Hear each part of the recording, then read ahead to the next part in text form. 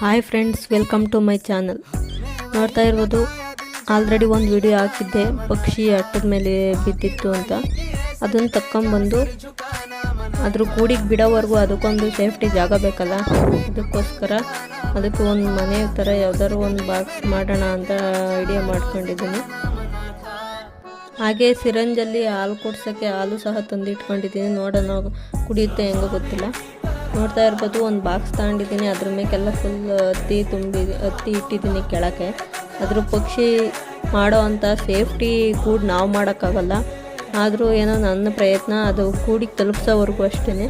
ನಾಳೆ ಬೆಳಗ್ಗೆ ಅದು ಕೂಡಿಗೆ ತಲುಪಿಸೋಣ ಅಂದ್ಕೊಂಡಿದ್ದೀನಿ. ಹಾಲನ್ನು ಸಹ ಸಿರಂಜಲ್ಲಿ ಕುಡಿಸ್ದೆ. ಅಲ್ಲಿ ನೋಡ್ತಾ ಇರ್ಬೋದು, ಸೈಡಲ್ಲಿ ಸಿರಂಜ್ ಕಾಣಿಸ್ತಾ ಇದೆ. ಅದು ವಿಡಿಯೋ ಮಾಡೋಕ್ಕಾಗಲಿಲ್ಲ, ಅದು ಸಿರಂಜಲ್ಲಿ ಹಾಲು ಕುಡಿಸೋ ಅಂಥದ್ದು.